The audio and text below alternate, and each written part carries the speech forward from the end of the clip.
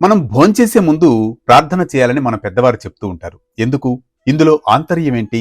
ఆధ్యాత్మిక శాస్త్రీయ రహస్యాలేంటి తెలుసుకుందాం నేటి మహర్షి టాక్స్ లో. అన్నం పరబ్రహ్మ స్వరూపం అంటారు. అన్నం సాక్షాత్తు బ్రహ్మ స్వరూపమే అంట. అందువల్లే అన్నాన్ని ప్రసాదించిన బ్రహ్మకు కృతజ్ఞతగా ప్రణమిల్లడమే ఈ మంత్రం చెప్పడంలో ఉన్న ఆంతర్యం. మనసును రక్షించేదే మంత్రం. అందుకే భోజనం స్వీకరించే ముందుగా మంత్రం పఠించినట్లయితే అది మనసును, మన శరీరాన్ని కూడా సంరక్షిస్తుంది. అన్నం బ్రహ్మ, తినేవాడు బ్రహ్మ, జీర్ణాగ్ని కూడా బ్రహ్మ. మొత్తంగా ఈ భోజన ప్రక్రియ అన్నది ఒక యజ్ఞం లాంటిది. భోజన ప్రక్రియను ఒక యజ్ఞంగా భావించాలట. అందువల్లే మంత్రాన్ని పఠించి పవిత్రంగా భోజనాన్ని స్వీకరించినట్లే మనసు ప్రశాంతమవుతుంది, ఆరోగ్యానికి అది బీజమవుతుంది. ఓం బ్రహ్మార్పణం బ్రహ్మ హవిః బ్రహ్మగ్నౌ బ్రహ్మణాహుతం బ్రహ్మైవ తేన గంతవ్యం బ్రహ్మకర్మ సమాధినా. ఓం సహనావవతు సహనౌ భునక్తు సహ వీర్యం కరవావహై తేజస్వినామధీతమస్తు మా విద్విషావహై.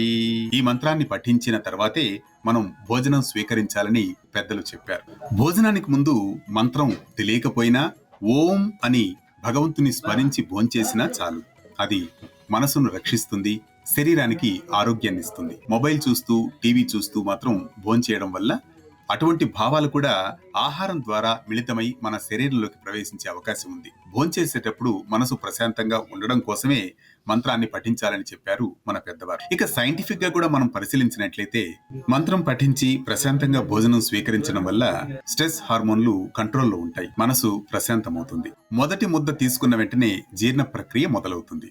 భోజనానికి ముందు మంత్రం పఠించాలి అని మన పెద్దలు చెప్పడంలో ఉన్న ఆంతర్యం కేవలం ఒక నమ్మకం మాత్రమే కాదు, అది మన నర్వస్ అండ్ డైజెస్టివ్ సిస్టమ్ ని రీసెట్ చేసే ఒక ఆధునిక సైన్స్. నిన్నటి మేధస్సు నేటి ప్రేరణతో కొనసాగే మహర్షి టాక్స్ ను సబ్స్క్రైబ్ చేసుకుంటారుగా.